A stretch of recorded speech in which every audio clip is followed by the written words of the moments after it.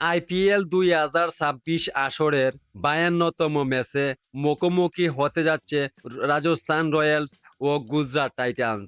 ম্যাচটি ঘিরে ক্রিকেট ভক্তদের মধ্যে তৈরি হয়েছে ব্যাপক উত্তেজনা ও তর্ক-বিতর্ক।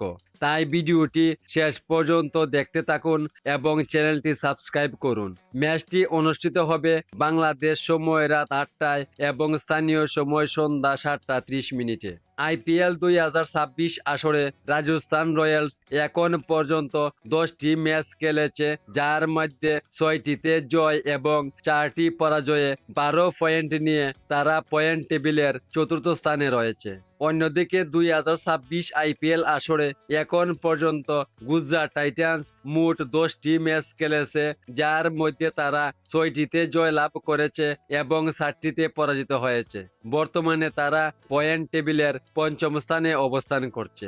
বর্তমান ফর্ম ও দলীয় ভারসাম্য বিবেচনায় এই ম্যাচে সামান্য এগিয়ে রাখা হচ্ছে রাজস্থান রয়্যালসকে। তবে টি-টোয়েন্টি ক্রিকেটে মুহূর্তে বদলে যেতে পারে ম্যাচের চিত্র, তাই গুজরাট টাইটান্সও ভালো ফলাফল করতে পারে। এখন দেখার বিষয় শেষ পর্যন্ত কোন দল জিতবে, রাজস্থান রয়্যালস নাকি গুজরাট টাইটান্স। আপনার মতামত অবশ্যই কমেন্ট করে জানাবেন।